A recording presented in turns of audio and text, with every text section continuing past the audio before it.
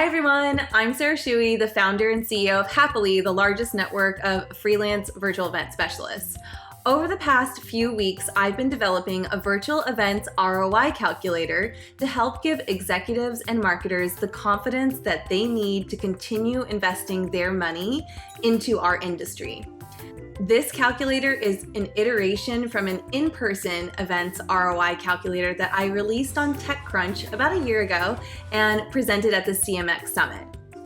I'm open sourcing this calculator and making it completely free and open to feedback so that everyone in the events industry can unite and benefit from having a smart, quantitative demonstration that events, real or virtual, are good business.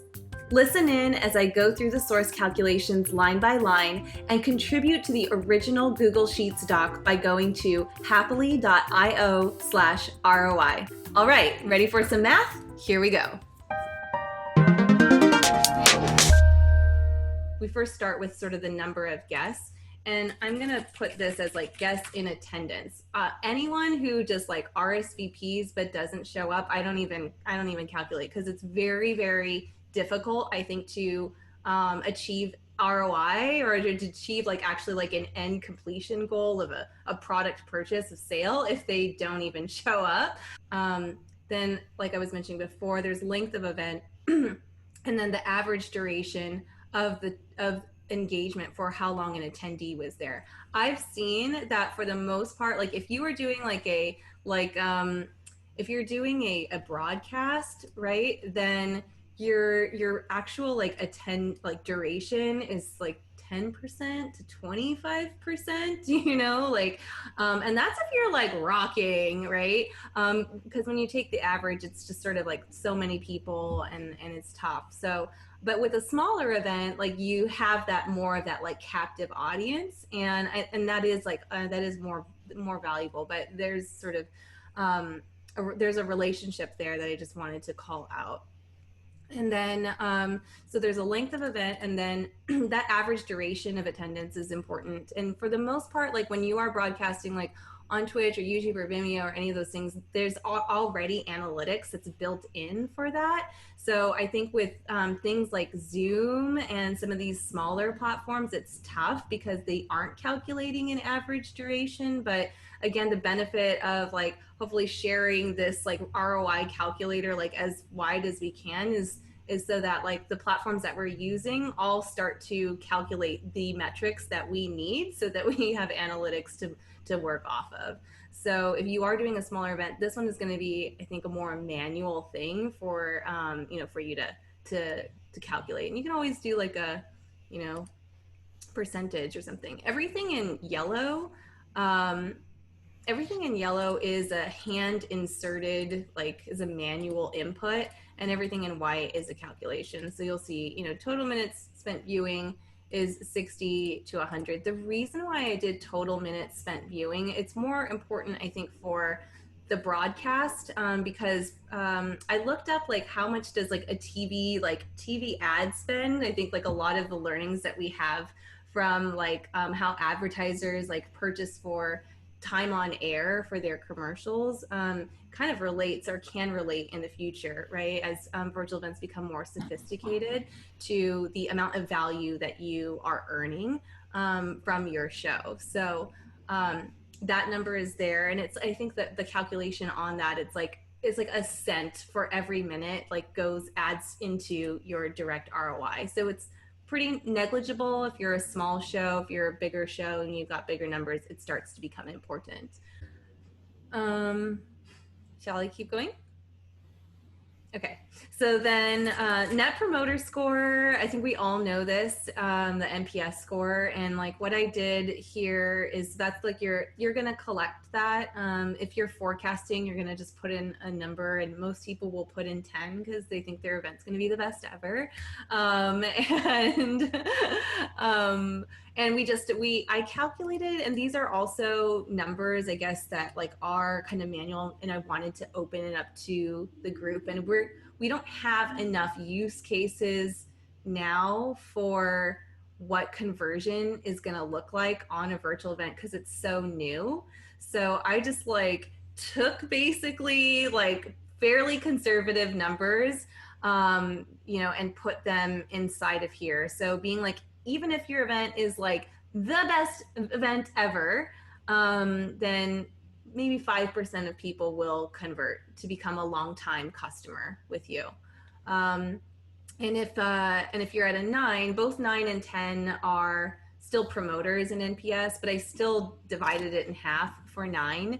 8 and 7 are neutral in NPS scores, so I just put that as like a 1%. Probably you have a super fan group of 1%, right? And we're keeping them if they had like an okay experience. And then anything that's below 6 is a detractor in NPS. So I just kept it at 0 because like a negative 0 percentage becomes, kind of just dumb to really quantify at that point. So what I did then is I just have like a very simple like VLOOKUP, calculation. So whatever this is, it gets calculated to here. And so I take this percentage and then I multiply it by, let me show, I multiply it by the percentage of completion divided by 90%. So that does increase, because if you have high engagement, right, or if like people like stay till the end and they had the best time ever, right, then you are going to get a higher conversion. If like people only stayed for half the time, and I can show you what happens when people stay for half the time, we'll just change the duration to 30, right, then your conversion will drop. So that's the calculation there. We actually put a calculation on the LTV, the long lifetime value. Actually, lifetime value is something that like comes from like startup world. LTV is where you take the average purchase amount, you multiply that by the frequency of purchase, and then you multiply that by the lifespan. How are we meant to you have to like track this over a long period of time, right? LTV, that's why I was saying like LTV is something that like you just sort of determine based off of like historical data around how long does a customer stay with you. So you just similar to like a sales cycle, right? It's like sales cycle is going to be on average 90 days. Exactly. Yeah. And I think that, I mean, so there's also a thing where it's like, if you want to just see a short-term revenue gain, events might not be your play. You should spend money on advertising. True. But events are a brand long-term play, and that's something that like we have to all, I think we've all generally kind of explained, and I think that most savvy people like get it, right? But knowing that, and if everyone buys into that notion that events is more of a brand long-term community long-term customer engagement play, then we need to then recalculate our calculator on a long-term number and not a short-term number. So we take the LTV and put that in here, and then we take like hard sales. I just put in I zeroed it out here to sort of show you what happens when you have a free event, right? But if you were to sort of like generate sales, let's just say this is a $5 event and there were 100 people that showed up, you can like add to it, and that will change the things. If you sell merch like specifically tied to the event, this is different than the LTV. You have like a yearly sponsor program, then sometimes it's tough because you add things here and there. So I would just divide it by the number of points of engagement, and then maybe have like a plus minus note, and then we then calculate the expenses in order for us to like get that ROI. And production costs would equal anything that you're spending to produce the event, which would be technology, labor, stuff like that. Marketing is going to be anything like marketing is tied to like advertising, PR, those types of costs. And then I also add in full-time team costs, because now a lot of people are like in-house, like home brewing, like doing their events and their virtual events and not outsourcing. And there is definitely an investment cost, I think, in diverting sort of your full-time employees team's attention from the from whatever else they're supposed to be doing into doing this virtual event. Then from there, what we'll get is like the total spends. We just sort of add this up, and maybe it's cleaner to put it here, and maybe I should put something in there. And then I take the total benefit, which would add up these sales and the direct ROI. You'll see then like what the net profit, is. Um, and then from there, we take the profit and we divide it by the expenses, and that gets you your ROI calculation. I do feel, if I can share my first thoughts, is I do feel like you come from a more direct, direct to consumer experience. Maybe like I'm in B2B, and we're aiming for clients that spend like $500,000 a year. So I would say that it's, I don't know, I feel like it's very different in terms of the Well, like the let's run the decision making numbers through, because process. actually we do like a lot of B2B. So, and I think B2B and especially in ROI and like B2C is pretty similar, because it's just that B2B has higher value, honestly. Yeah. So, and I mean, even here, if you think about it, like lifetime value is like 25K, it's closer to, that's more of a B2B situation, Yeah. unless it's like you're selling a car, right? Sure. But like if we did, let's say like $500,000, right? Sorry, I added an extra.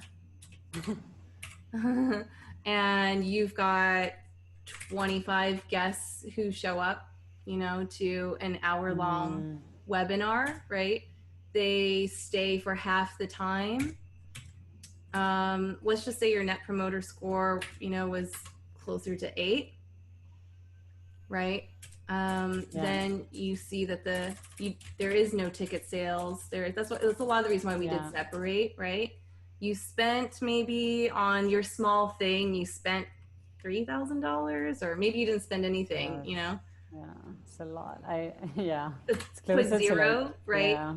But then however like long it took for you to put this show together, let's say it took you 1 month, yeah, right? Then your ROI is 15x. I mean, that's okay, thank you. Makes right. sense. Yeah, thank you. And then we can do it in the reverse, or on the other end of the spectrum, where let's think in big numbers, for other folks here. So let's just say you've got 1 million viewers, right? Your event was 60 minutes. You know what? Like, honestly, it's going to get down to an average duration of 5 minutes, that people will be watching. And then, but that's still 5 million, minutes spent viewing. Percentage of completion is still actually generally pretty high, 8%. I think that's pretty good. Your net promoter score, let's just keep it at 8. So something that's like conservative here, something that's like, making some money. Your conversion to a longtime customer gets to like 0.09, like maybe 0.1%. The value of your customer though is like, I don't know, maybe $5, $25, let's say, right? You didn't sell tickets, or maybe you did sell tickets and you made, I don't know, at 1 million is probably free, to be honest. Merch sales, maybe, I don't know, virtual events is like kind of, you can do it, but, and then haven't seen it yet. And then, but sponsorship sales, let's say you make like $250,000, right? Like on sponsors. Your production costs are going to be pretty high. Let's just say like you spent $1 a person. You spent $1 million. Your full-time team, through, like, I'm just going to take like 120K sort of average salary on a full-time person. And then you're going to say there were 10 people that were on that. You're actually not making money on this at all. So, but I think that when you're doing something where it's 1 million viewers, you're really like more in the case of like just building awareness, and it's a brand play, right? More than it is a sales play. So this is how I think again, this is why I think that the ROI and having like a standard here, and saying like this is what the number is, saying what the number is really important, because it helps then everyone think through what's their overall campaign strategy around like virtual events and customer engagement. But within the virtual space, like repetition and sensationalism, like the two of them, sensationalism if you're broadcasting and repetition if you are doing small communities, like that's what wins. So when you see like, okay, like maybe we had this really big splash, but the real, sort of the real return on engagement is going to be in these localized products that we create. Mm-hmm. And if you have a person that's on your team that is an analytics person, definitely please like send them this like ROI calculator, and please introduce me, because I would love to like, talk more with the analytics folks about how they think about things. And like kind of like the next step from here is to just sort of circulate it and like get like a sniff test, like does this feel right or not, and then see if we can get a couple of people who in different use cases to commit to sharing their data. We can anonymize it, but share the data so that we can then like quantitatively sniff test it, right, where it works and where it doesn't work, and then just continue to like iterate on it until it makes sense. I really appreciate your data-driven approach, Sarah. So thank you so much. And I have to say, I actually wanted to ask you something, because some of the partner companies I've worked with, we all spend a lot of money. Those companies can spend millions and millions. And every time I talk to them, it's like, oh no, we don't calculate ROI. So I actually felt quite advanced with my Salesforce dashboard and everything. But in your experience, did you see a lot of events marketers calculate ROI, or is this something you think is still rare? I think it is rare. The people that I saw that were like truly calculating their ROI were people who build businesses around events, so or big technology companies where they are data driven, just to the core. And I think a lot of events is like a really it's a very creative field, and a lot of and I think that like it's also been one where there's always this weird event supplier, client, relationship where clients do their work over here, and then the vendor is over here, so, and the vendor's just focusing on like managing expenses, right, and operations, whereas the client's working on, the revenue. So I think that has also been a lot of the reason why it hasn't been closer together. But everybody benefits from transparency and data, Yeah, yeah, definitely. Yeah. Thank you. Okay, yeah. If you any thoughts, like I know it's like a lot to digest, so any thoughts, like feel free anytime, like to reach out. And then I'll open up this calculator to just be shareable. I'll make it as like a comment, so folks can comment on it, and give feedback. And please share it with people if you think it was like interesting. So like I don't think that it's perfect in any way, but I'm excited to see like how it can get closer to that. Cool.